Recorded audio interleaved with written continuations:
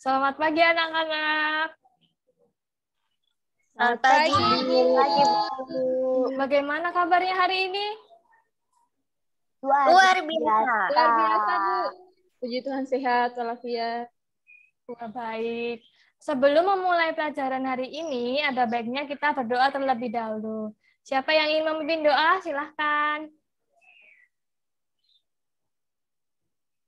Angel, Bu. Susan. Angelnya nggak hadir, Bu. Susan aja. Ya, Susan, silahkan. Marilah kita semua berdoa dalam nama Bapa dan Putra dan Roh Kudus. Amin.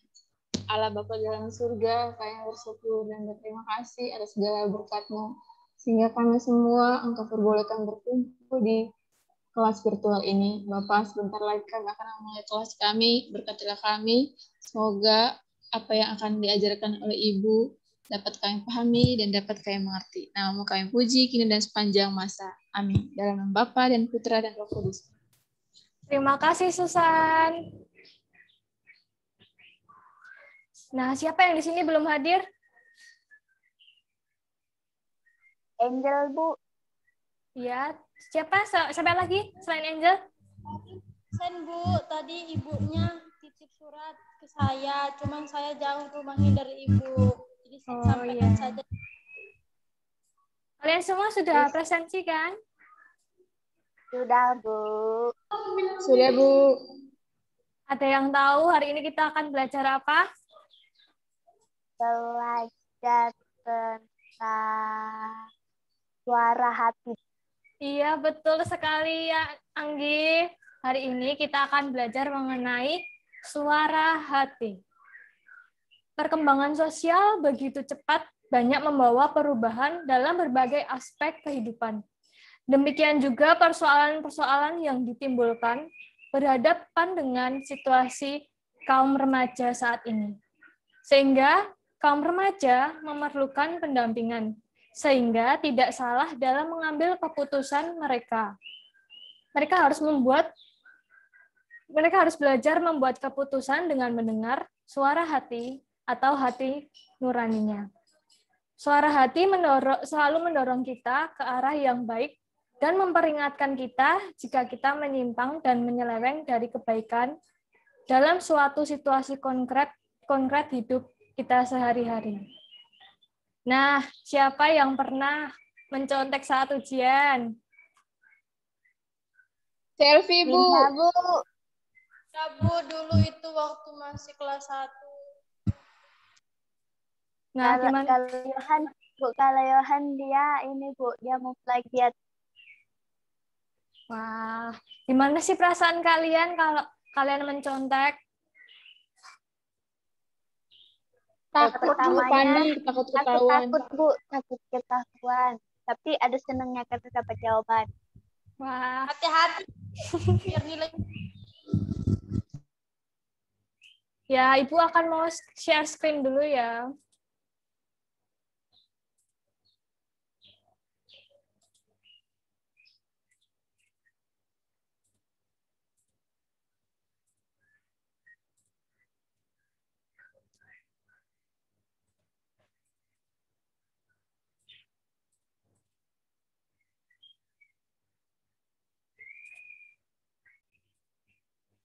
Apakah udah muncul?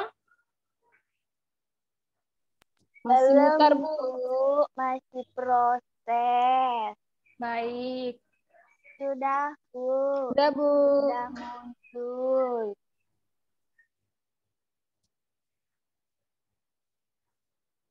Nah, siapa yang tahu pengertian suara hati itu apa?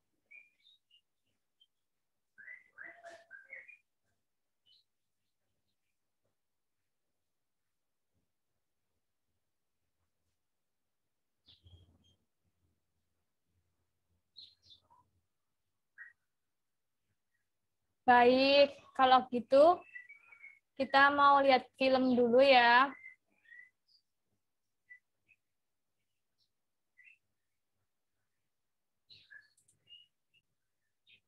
Tolong Susan putarkan filmnya. Iya, Bu.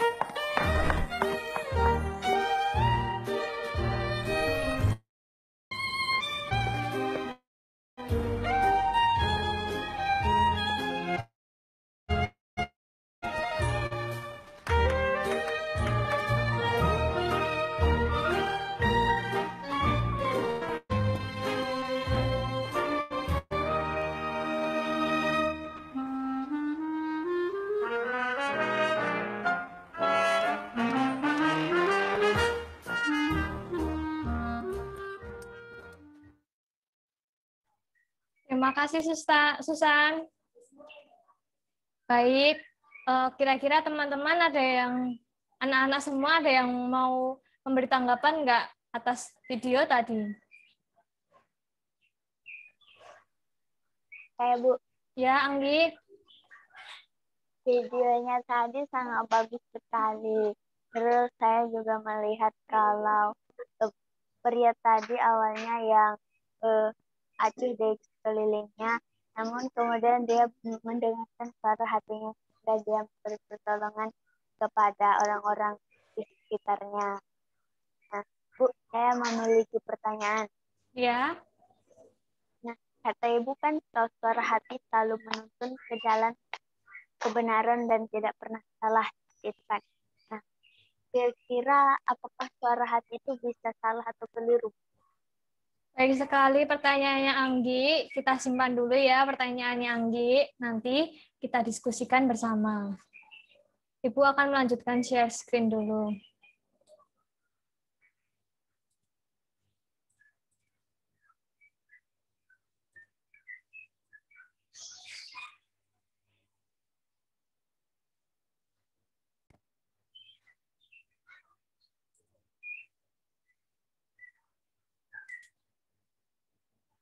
Apakah share screen Ibu sudah terlihat?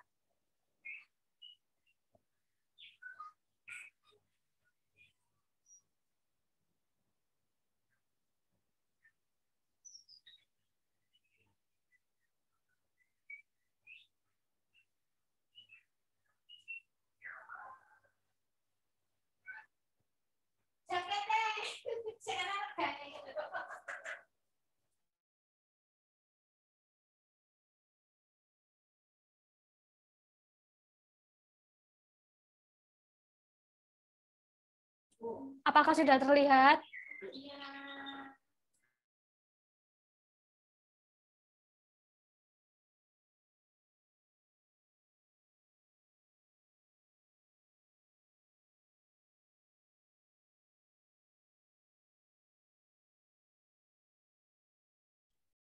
Sudah, Bu. Sudah, Bu. Tolong salah satu membacakan.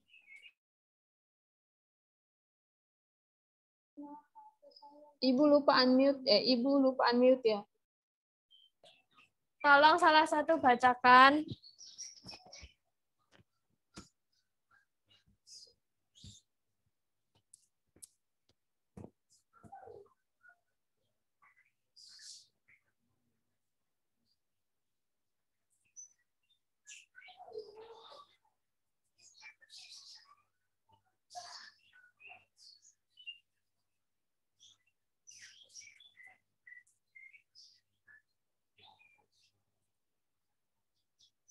Saya akan membacakan ya teman-teman. Pembacaan diambil dari kitab Kejadian bab 1 ayat 26 sampai 27. Berfirmanlah Allah, baiklah kita menjadikan manusia menurut gambar dan rupa kita, supaya mereka berkuasa atas ikan-ikan di laut dan burung-burung di udara, dan atas ternak dan atas seluruh bumi, dan atas segala binatang melata yang merayap di bumi. Maka Allah menciptakan manusia itu menurut gambarnya. Menurut gambar Allah diciptakannya lah dia laki-laki dan perempuan, diciptakannya mereka. Demikianlah sabda Tuhan. Terima kasih, Susan. Apakah ada yang ingin bertanya?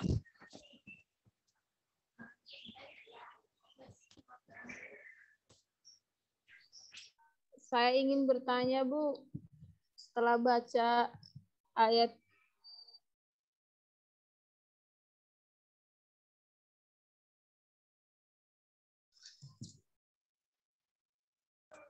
Iya, apa Susan. sih hubungannya antara citra Allah dengan suara hati? Iya, terima kasih atas pertanyaannya, Susan. Nanti kita diskusikan ya. Kita lanjutkan terlebih dahulu membaca Gaudium et Spes artikel 16 ini. Suara ibu putus-putus.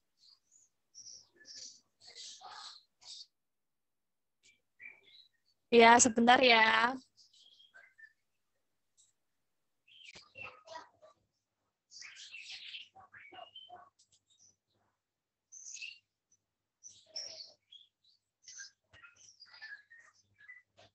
Apakah suara ibu terdengar? Iya, Bu, udah Terdengar, Bu. terdengar. Mas screen-nya hilang, Bu. Iya, emang saya matikan. Ya udah kalau gitu kalian diskusi ya. Ibu yang bagi kelompoknya karena nanti kalau milih sendiri nanti malah kayak gimana gitu. Ibu yang milih kan ya. Soalnya Ibu kirimkan lewat WhatsApp saja karena tadi koneksi Ibu kurang baik. Baik, Bu.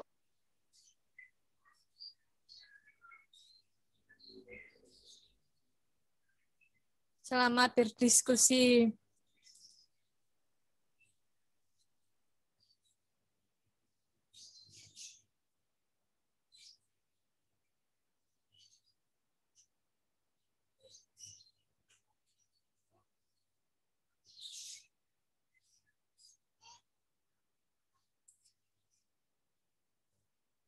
Halo, saudara-saudari. Gak tahu susun turi baginya gimana. Nah, ini dibagi kelasnya.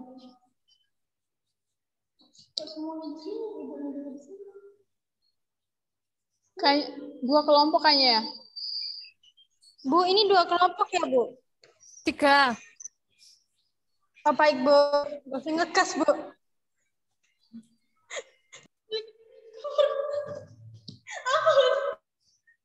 Kok belum bisa ya? Udah.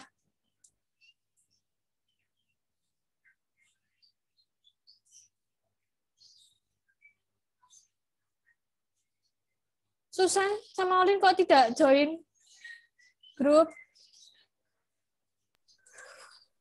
Bu, Nggak ada tawarannya, Bu. halo, Bu. Nggak ditawarin. kita nggak ada penawaran gitu loh, Bu. Oh ya, maaf ya. Udah. Sama ibu. Enggak.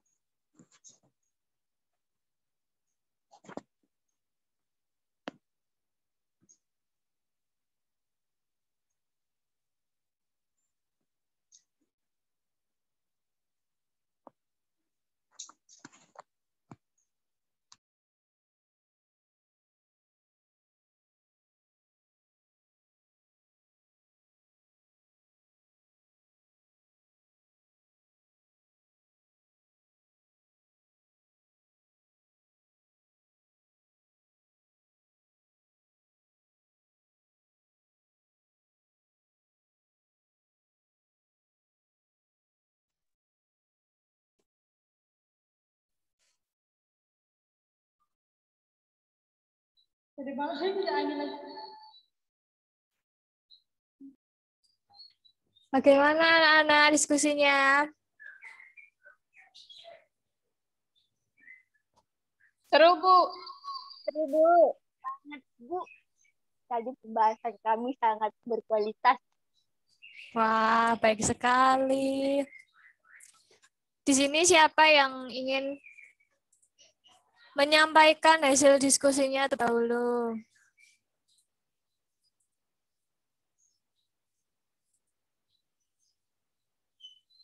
Share screen Ibu belum terlihat ya? Ibu, Ya, kenapa? ayo siapa dulu ini Bu pilih? Nomor 1. Kelompok 1, kelompok 1. Kelompok 1. Ya. Silakan dijawab. Jadi makna suara hati itu ada 2. Secara luas dan sempit. Secara luas artinya suara hati berarti kesadaran moral yang tumbuh dan berkembang dalam hati manusia. Keinsafan akan adanya kewajiban. Tapi untuk arti sempit, suara hati itu merupakan penerapan kesadaran moral di atas dalam situasi konkret. Lalu suara hati yang menilai suatu tindakan manusia benar atau salah, baik atau buruk. Suara nurani tampil sebagai hakim yang baik atau yang jujur, walaupun dapat keliru. Itu, Bu. Baik, terima kasih Yohan. Benar sekali, hati nurani adalah undang-undang yang diciptakan Tuhan dalam hati setiap manusia. Undang-undang yang menunjukkan kepada manusia mana yang baik, mana yang jahat, mana yang benar, serta mana yang salah. Berikutnya yang nomor 2, kelompok 2.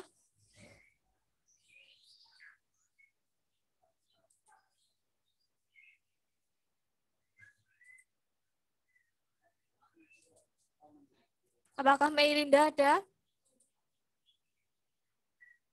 Ada, Bu. Ya, silakan. Saya jawab nomor 2 ya, Bu. Ya. Faktor penyebab tumpulnya hati nurani. Itu yang pertama, terlalu sering dilanggar. Yang kedua, kurangnya pendidikan nilai dalam keluarga. Yang ketiga, kurang berusaha mencari pengetahuan tentang yang baik dan yang buruk. Yang keempat, pengaruh lingkungan atau tradisi, adat, budaya, dan kebiasaan masyarakat. Gitu, Bu. Terima kasih Meilinda. Ya, benar sekali kalau kita sering melanggar hati nurani, lama-lama hati nurani kita akan tumpul. Jadi kita tidak bisa membedakan mana yang benar, mana yang salah. Selanjutnya, yang nomor 3, siapa yang ingin menjawab? Saya, Bu. Ya, silakan. Cara membina suara hati. Yang pertama, mematuhi suara hati. Semakin dipatuhi, maka suara hati akan semakin peka. Yang kedua, berusaha mencari pengetahuan tentang yang baik dan yang buruk melalui kegiatan rohani, buku-buku bacaan, ilmu pengetahuan, atau orang-orang yang dianggap lebih bijaksana daripada kita. Yang ketiga, menghindari pengaruh pergaulan yang buruk, Bu. Ya, baik sekali Anggi. Benar sekali jawaban yang dipaparkan oleh Anggi. Jadi kita harus senantiasa selalu membina suara hati kita supaya tidak tumpul. Jadi kita tahu apa yang harus kita lakukan tanpa menyalahi. Baik, selanjutnya nomor 4, siapa yang ingin menjawab? Bu, aku mau mencoba, Bu. Silahkan.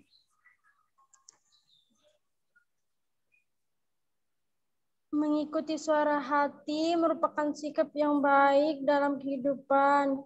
Meski begitu, kita harus pertama-tama mampu membedakan suara hati dari suara-suara yang lain yang bahkan bisa menyesalkan kita. Salah satu langkah yang dapat kita lakukan adalah dengan melakukan latihan rohani seperti yang dianjurkan oleh Santo Ignatius dari Loyola.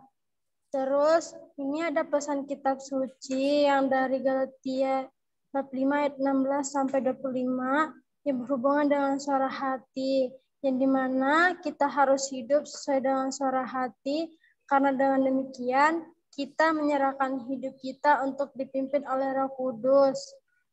Kita harus mengikuti suara hati, karena dengan demikianlah kita mencoba membuktikan diri kita sebagai pengikut Kristus. Kita harus mengikuti suara hati meski berlawanan dengan keinginan kita pribadi. Itu, Bu. Baik sekali, Olin. Terima kasih. Jadi nanti kita bisa saling berefleksi supaya kita lebih menghayati suara hati kita sendiri. Baik, siapa yang ingin menjawab nomor 5?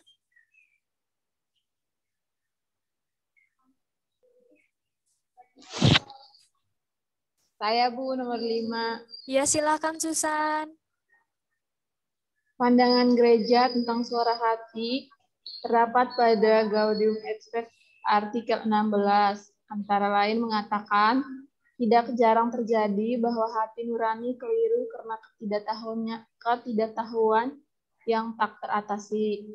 Karena hal itu, ia tidak kehilangan martabatnya. Hal itu sebenarnya tidak perlu terjadi kalau manusia berikhtiar untuk mencari yang benar dan yang baik. Itu artinya manusia tidak boleh tunduk dan mengalah pada situasi yang membelenggu suara hati. Dengan bantuan Roh Allah, kita dimampukan untuk mengalahkan kekuatan dahsyat yang menguasai suara hati kita, yang oleh Santo Paulus dinamai kuasa keinginan daging. Terima kasih. Baik sekali, Susan. Terima kasih.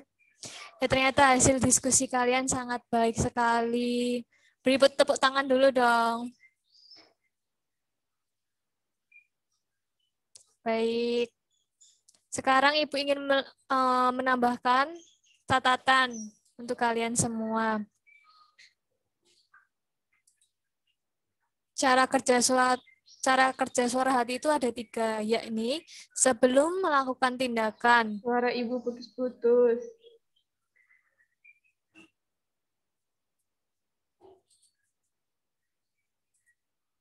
Sebentar ya.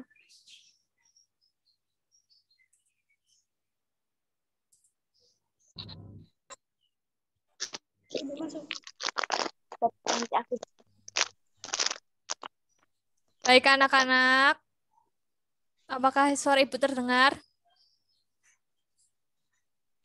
Terdengar, Bu.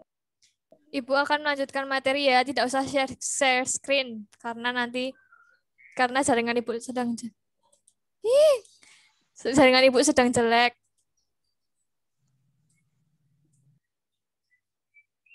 Ya, cara kerja suara hati itu ada 3, yakni sebelum tindakan, pada saat tindakan, setelah tindakan. Nah, sebelum tindakan dilakukan ini, biasanya hati nurani akan menyuruh bila itu perbuatan baik dan akan melarang jika perbuatan itu buruk. Pada saat tindakan dilakukan, ia akan terus menyuruh jika perbuatan itu tidak baik dan melarang jika perbuatan itu buruk atau jahat. Yang setelah tindakan dilakukan, hati nurani akan memuji jika perbuatan baik dan akan membuat hati gelisah jika kita melakukan perbuatan jahat. Nah, siapa yang ingin memberi kesimpulan atas materi kita hari ini? Saya, Bu. Ya, silakan Winda. Kesimpulannya, suara hati adalah kesadaran moral dalam situasi konkret atau hidup sehari-hari. Kesadaran moral maksudnya kemampuan untuk membedakan mana yang baik dan mana yang buruk. Suara hati juga disebut sebagai corong Allah dan tempat seseorang berdiam diri bersama Allah. Ada di Gaudium et Spes artikel 16. Jika kita akan melakukan perbuatan baik, maka kata hati akan menyuruh, sedangkan jika salah, maka hati nurani akan melarang. Saat hati nurani ini muncul, ia berfungsi sebagai perkata hati. Kata hati muncul sebagai indeks, petunjuk, udeks, hakim, dan vindeks penghukuman. Ya, terima kasih Winda, lengkap sekali apa yang sudah dipaparkan oleh Winda. Nah, sekarang Ibu juga punya tugas rumah untuk kalian, yakni membuat refleksi. Jadi, kalian membuat refleksi mengenai suara hati. Dan kalian juga menuliskan niat konkret untuk mengasah hati nurani. Apakah suara Ibu hilang?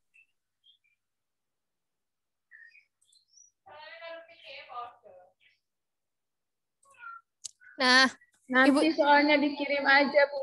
ya, soalnya Ibu kirim ke WhatsApp ya. Nanti tugasnya di chat pribadi ke nomor Ibu. Baik, Bu. Bu, kasih. Nah, untuk mengakhiri pelajaran kita hari ini, siapa yang ingin memimpin doa? Anggi, Bu, Anggi. Silakan Baik, Anggi. Bu, saya akan memimpin doa, Bu. Baiklah teman-teman sekalian, Mas dan Ibu, kita menyiapkan hati untuk berdoa. Yang nama Bapa dan Putra dan Roh Kudus. Amin. Tuhan Yesus dalam hati ini, dan mengucap syukur dan terima kasih atas kebesaran dan kemurahan. Karena boleh belajar pada hari ini, boleh berjalan dengan baik dan lancar. Kini kami akan melanjutkan kegiatan kami. Berkatilah kami semua kegiatan yang bisa berjalan dengan baik dan lancar. Semoga apa yang telah disampaikan oleh guru kami tadi dapat kami ingat dengan baik dan kami terapkan dalam kehidupan sehari-hari. Namun kami puji kini sepanjang segala abad. Amin. Karena Bapa dan Putra dan Roh Kudus. Amin. Terima kasih Anggi atas doa penutupnya. Selamat siang, selamat siang anak-anak. Terima kasih atas belajar yang aktif hari ini. Sampai jumpa minggu Terima depan. kasih juga, Bu. Selamat Iya, siang, Bu. Bu. Selamat siang. Yang Bu, terima kasih.